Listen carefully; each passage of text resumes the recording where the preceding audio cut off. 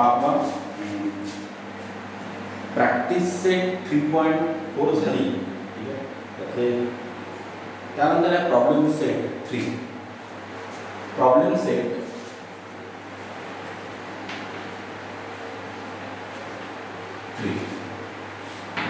या प्रॉब्लेम सेटमध्ये मी मुद्दाम पहिल्यापासून स्टार्ट करत होतो. मी या प्रॉब्लेम सेटमध्ये 9th नंबरच्या प्रॉब्लेमपासून स्टार्ट करत आहोत. लक्षात घ्या, पहिले मी 9th नंबरचा प्रॉब्लेम घेईन, 9 पासून तर समोर 14 पर्यंत, त्यानंतर मग अगोदरचे घेऊ. ठीक आहे. 9th नंबरचा प्रॉब्लेम ॲक्च्युली आहे काय पहा. काय म्हणताय 9th नंबर,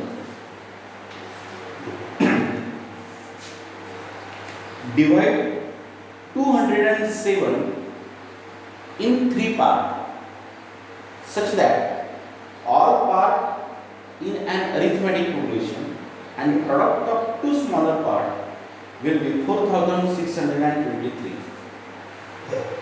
काय म्हटलेलं आहे त्याचं असं म्हणणं आहे, एक नंबर आहे 207.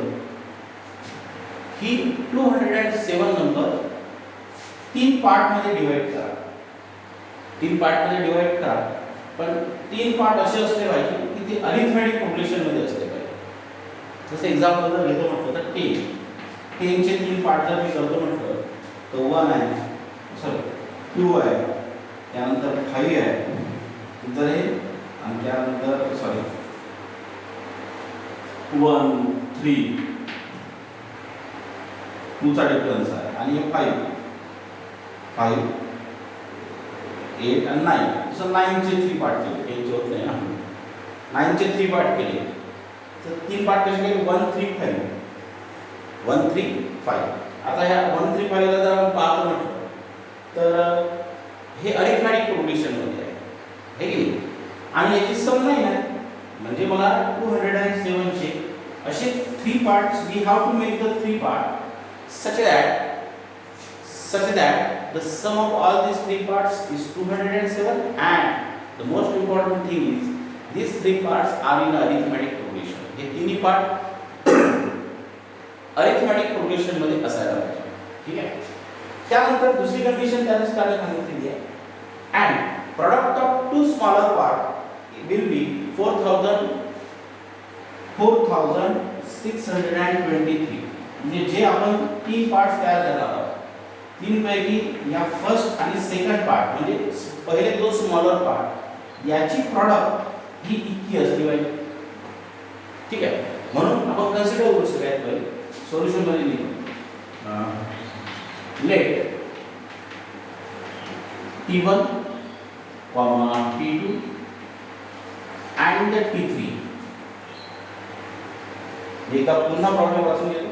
Divide 207 in 3 parts such that all parts are in arithmetic progression and the product of 2 smaller parts will be this one. Okay. Okay. म्हणून या ठिकाणी मी एक काम करतो, असं कन्सिडर न करता लेट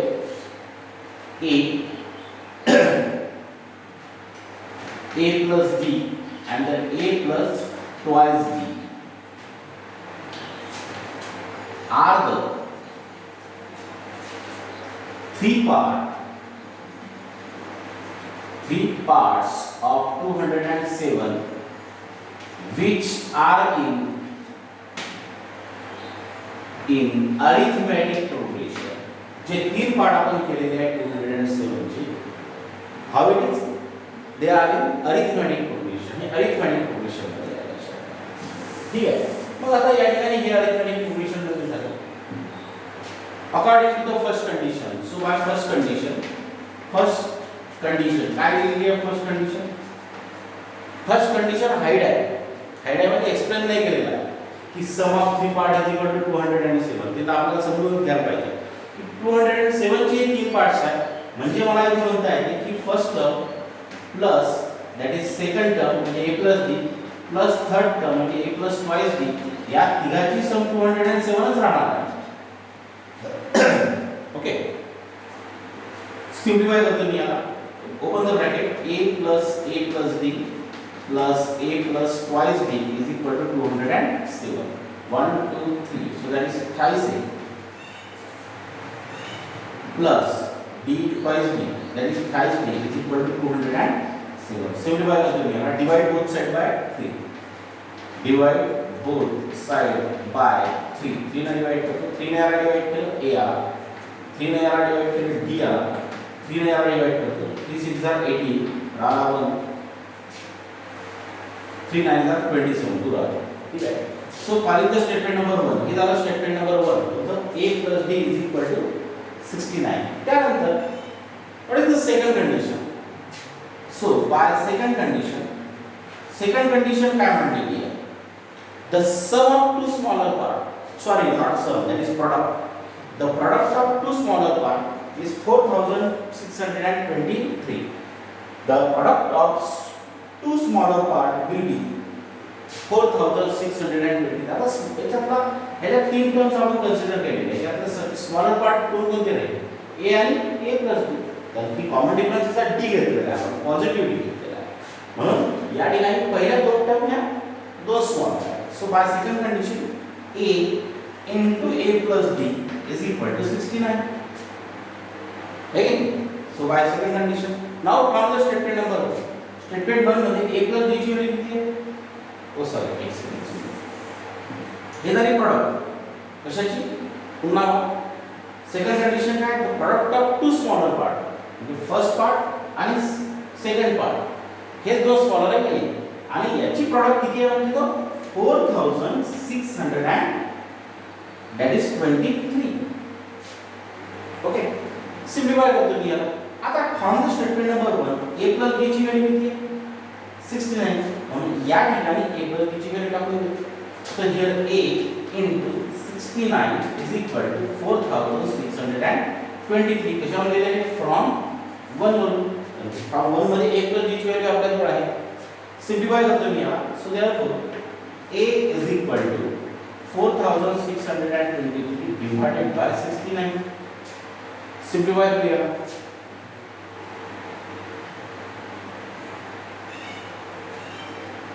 23 3s are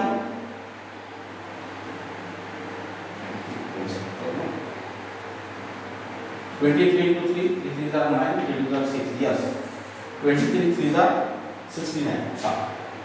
23 2 are 46. ठीक है, त्यानंतर 0 and 23 1s are 23. Okay, so therefore a is equal to 201 divided by 3. 3 6s are 18, राहिले 2, 3 7s are 21. So that is 67. It's a value of a. ही कशाची व्हॅल्यू दिली? a ची value दिली लक्षात घ्या. Now here we get the value of a here. a ची value मिळाली 67. म्हणजे a म्हणजे तुमची या ठिकाणी फर्स्ट टर्म आहे लक्षात घ्या. Now put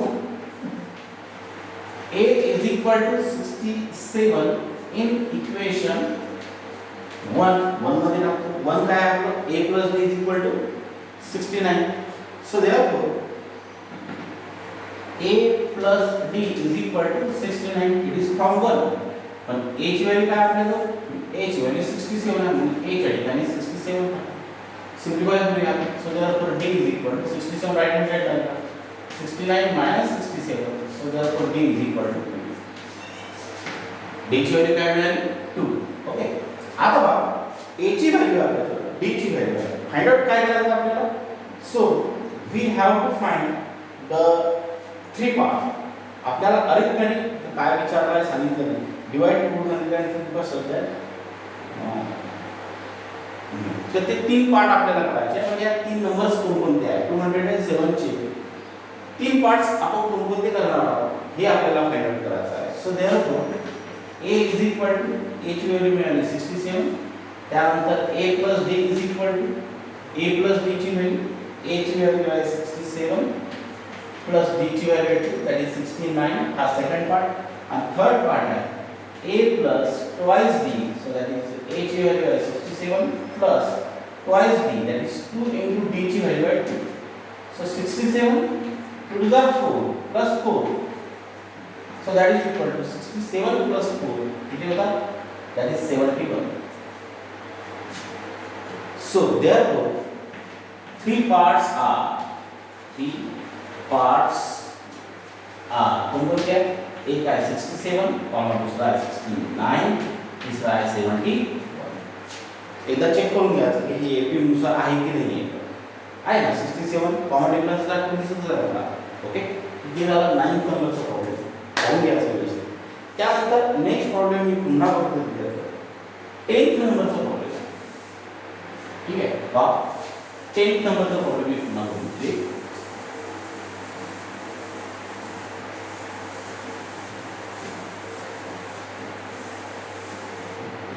10th नंबरच्या प्रॉब्लेममध्ये काय आहे? There are 37 terms in an arithmetic progression. काय म्हटलेलं आहे?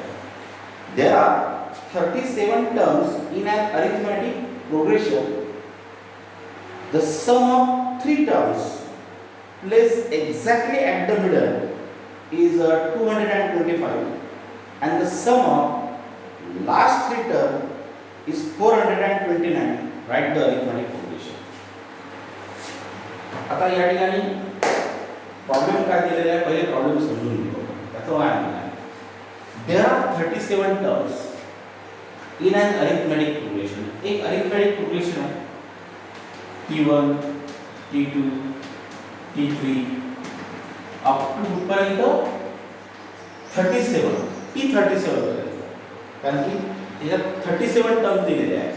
ओके, आता त्याचं असं म्हणणं आहे the sum of 3 exactly middle term of 37. आता 37 टर्म्स मधल्या एक्झॅक्टली मिडल 3 टर्म, जसं एक्झाम्पल सांगतो तुम्हाला, जसं 1 2 3 4 5 म्हणजे T1 T2 T3 T4 आणि T5 पाच टर्म आहे. Suppose 1 2 3 4 5 there are 5 terms. याच्यातली एक्झॅक्टली मिडल 3 टर्म कोणत्या? एक्झॅक्टली मिडल 3 टर्म कशा शोधायच्या? तर लक्षात घ्या, सगळ्यात पहिले तर एक्झॅक्टली मिडल टर्म एक शोधून घ्यायची. शोधली त्याच्यानंतर म्हणजे सगळं ऑड नंबरसाठी जर नंबर ऑफ टर्म ऑड असेल तर, इवन असेल तर एक्झॅक्टली मिडल 3 टर्म भेटत नाही. एक पहिले याच्यातल्या एक्झॅक्टली मिडल 3 टर्म शोधताना काय करायचं? ऑड नंबर ऑफ टर्म असेल तर या ठिकाणी एक्झॅक्टली मिडल टर्म शोधून घ्यायची. ही शोधली मग याच्या लेफ्ट साइडची एक टर्म्स आणि राईट साइडची 1 टर्म्स. लेफ्टची 1 आणि राईटची 1 म्हणजे T2 T3 आणि T4 ह्या एक्झॅक्टली मिडल 3 टर्म्स दिल्या when we have the 5 terms. But now I have 37 terms. आपल्याला किती टर्म्स आहेत? 37 आहे. मग 37 मध्ये एक्झॅक्टली मिडल टर्म किती नंबरची आहे ते कसं शोधायचं? 37 जसं आपण पाहिला आता 1 1 2 3 4 5 मध्ये हे कसं आलं असेल? एक काम करायचं, 5 आहे ना, 5 मध्ये 1 ऍड करून टाका म्हणजे त्याला 6 डिवाइडेड बाय 2 इथे झाले थर्ड म्हणजे 1 2 थर्ड टर्म ही एक्झॅक्टली मिडल टर्म आहे. हे समजा 5 असेल, आता 9 टर्म आहे. 5 6 7 8 9 टर्म्स आहेत. तर मी एक्झॅक्टली मिडल टर्म कशी शोधणार? एक्झॅक्टली अशी टर्म जी दोन इक्वल पार्ट मध्ये डिवाइड करते. 9 च्या समोरचा नंबर कोणता? 10 10 डिवाइडेड बाय 2 म्हणजे 5th. तर 5th टर्म ही झाली एक्झॅक्टली मिडल टर्म आहे ना. पाहून घ्या, लेफ्टला 4 आहे, राईटला सुद्धा 4 आहे. आलं लक्षात? तर एक्झॅक्टली मिडल टर्म अशा पद्धतीनं शोधली पाहिजे.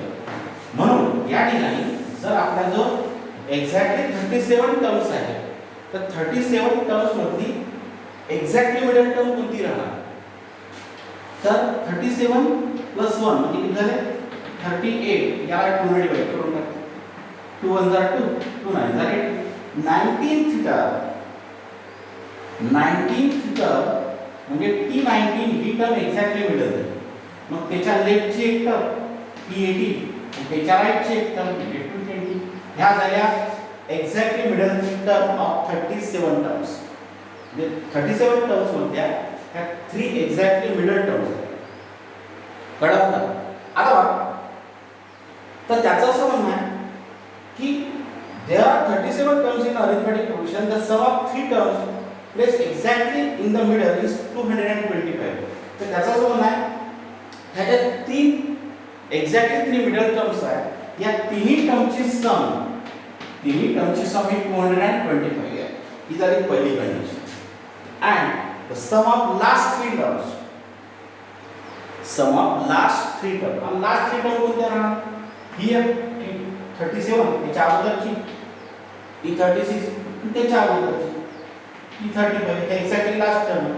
तर या तिन्ही टर्मची सम म्हणजे T35, T36 आणि T37 या तिन्ही टर्मची सम किती आहे म्हणजे 429. तर ह्या दोन गोष्टी त्याला घेऊन दिलेल्या आहेत. ओके, म्हणून या ठिकाणी याला लिहायचं कसं लक्षात लिहिताना कसं लिहायचं.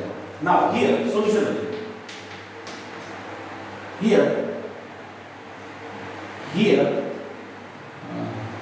37 terms in arithmetic progression. ठीक आहे, अरिथमेटिक प्रोग्रेशन म्हणजे या ठिकाणी मला म्हणता येते so therefore T1 T2 that is T3 up to T37 is an arithmetic progression. हे arithmetic progression आहे की.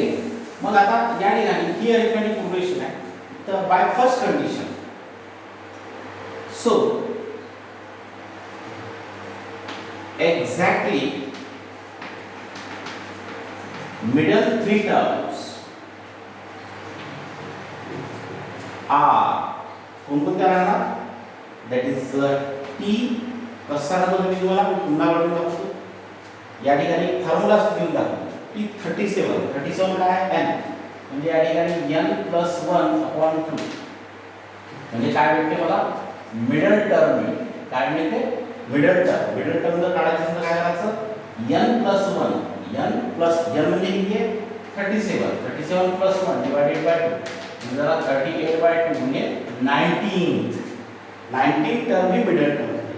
आता म्हणून एक्झॅक्टली 3 टर्म कोणत्या झाल्या? तर 19 टर्म मिडलची, त्याच्या अगोदरची 18th टर्म आणि त्याच्या नंतरची 20th टर्म म्हणजे या ठिकाणी मला म्हणता येते exactly 3 middle 3 terms are that is T18 T19 and T20. So therefore according to the condition, so therefore by given condition, दिलेली कंडिशन काय? that is T18 plus T19 plus T20 is equal to किती आहे? किती दिलेला आहे? 220. Okay,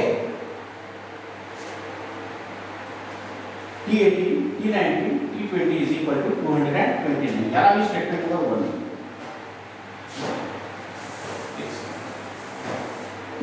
बारीक गोष्ट T18 plus T19 plus T20 is equal to 220. याला मी स्टेटमेंट काय म्हणतो. Now we have आपला जो formula we have Tn is equal to a plus n minus 1 into t. Right? So we have the formula that is Tn चा formula आपल्याला a plus n minus 1 into t. आता n ची value ते 18. So therefore T18 is equal to काय होणार? a plus n ची value झाली 18 minus 1 into t म्हणजे झाला a plus 17t. ओके, ही झाली कशाची व्हॅल्यू? T18 ची. Now T19 is equal to पुन्हा a plus 19 minus 1 into t. 19 minus 1 18, so that is a plus 18t. ही झाली T19 आणि तसंच T20. So T20 is equal to a plus 19t. आलं लक्षात? Now from the statement number 1, statement 1 मध्ये काय सांगितलेलं आहे? T18 म्हणजे ही टर्म प्लस T19 म्हणजे ही टर्म प्लस T20. त्या तिन्ही टर्मची सम किती आहे? 225. So therefore T18 is equal to आहे, so therefore a plus 17t plus T19 किती आहे? a plus 18t. Okay, and T20 म्हणजे काय होणार? a plus 19t.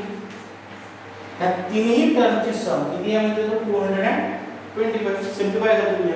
Open the bracket a plus a thrice a plus 17t plus 18t plus 19t किती होते?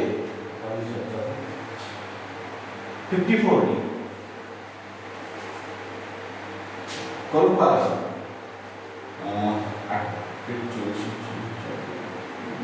yes 54D is equal to 225.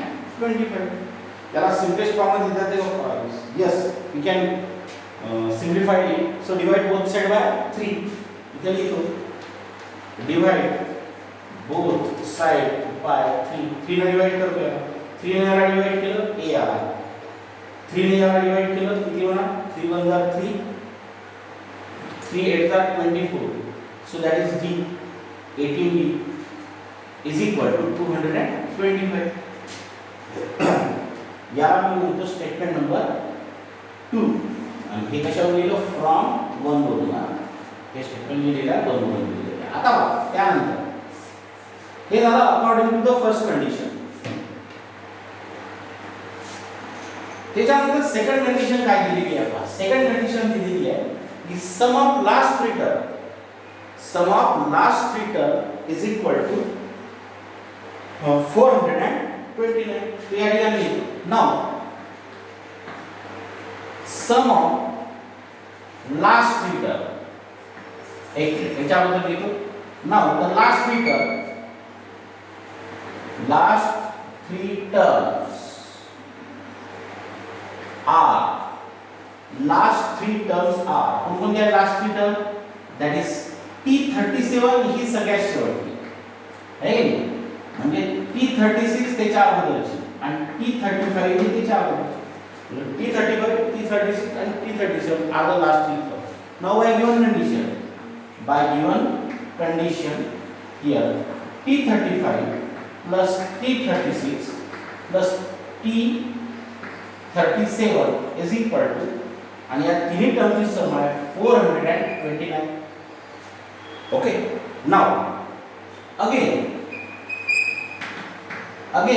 we have पुन्हा आपल्याजवळ आहे कोणता formula Tn is equal to a plus n minus 1 into d. So therefore T35 is equal to काय होणार आहे पहा T35 a plus n ची व्हॅल्यू 35 minus 1 into d म्हणजे a plus 35 minus 1 34 d ही झाली T35. तसंच T36 कोणती होणार मग a plus 35d and then T37 मिळणार a plus 36d. ओके ठीक आहे पहा आता त्यानंतर कंडिशन काय दिलेली आहे sum of all this three term sum of last three term is equal to 429. So therefore पहा हे मोडतो मी या वरचं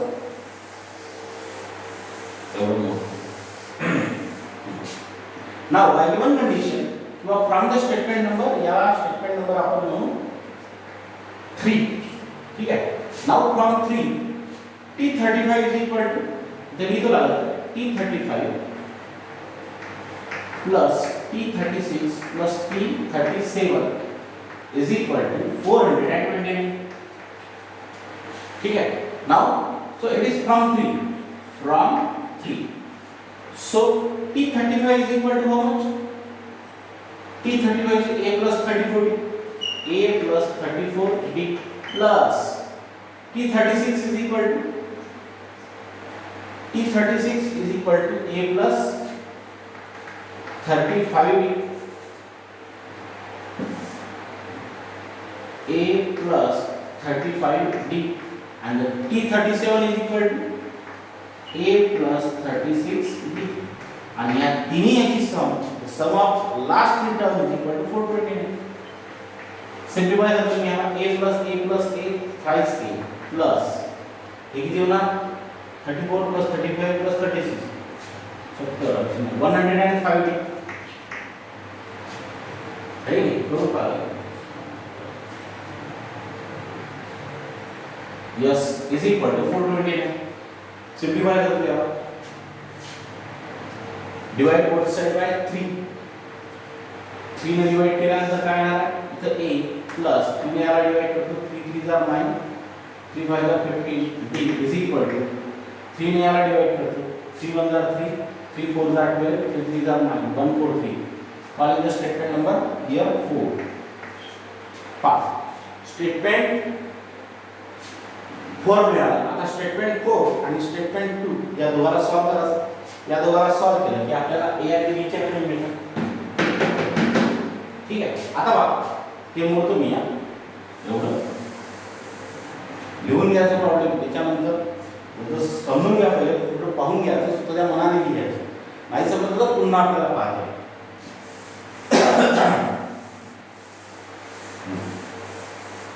हे स्टेटमेंट पर्यंत होतं.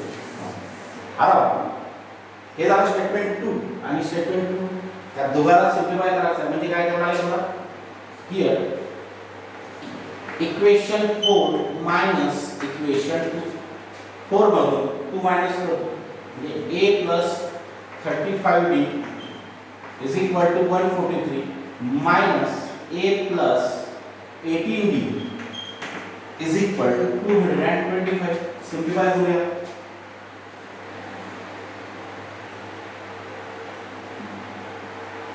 साइन चेंज होणार, प्लसचं मायनस झालं, इथे प्लसचं मायनस होणार, इथे सुद्धा प्लसचं मायनस होईल.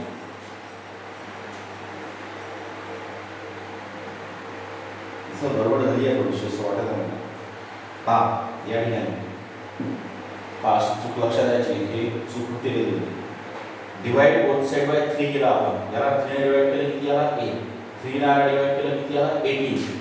3 ने याला डिवाइड केला किती आला पाहिजे 3 7 21 1 3 5 50 75 याला पाहिजे. आणि इथं डी कशी निगेटिव्ह येऊन राहिली तर आपली चूक आपल्याला लक्षात आली पाहिजे.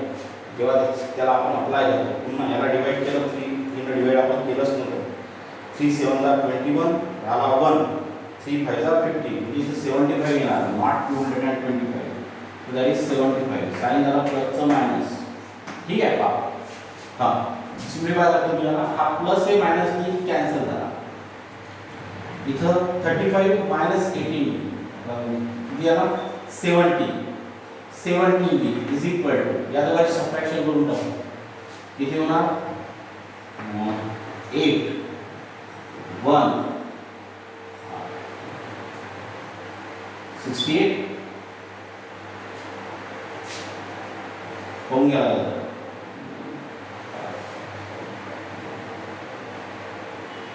8 राहिले 1 6. ठीक है. So therefore d is equal to 68 divided by 17. So therefore d is equal to किती होते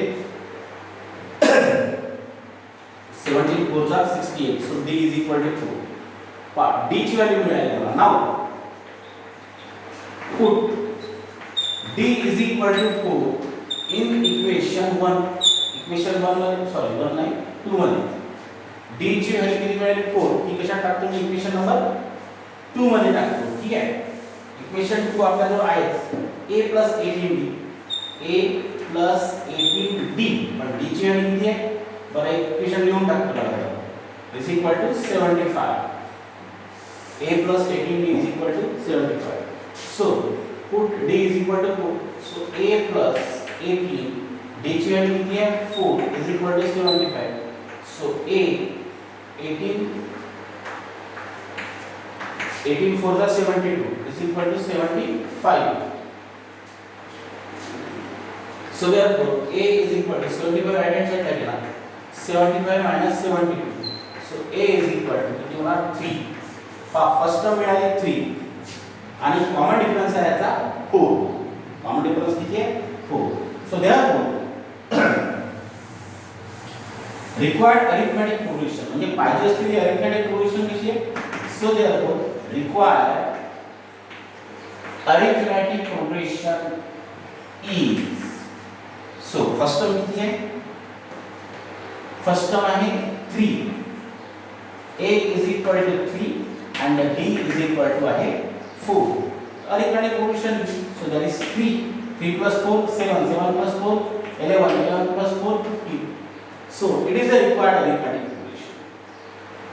3 common differences are 4 side that is 3 7 11 and 15. तर हे झालं प्रॉब्लेम नंबर याच्यातलं 10.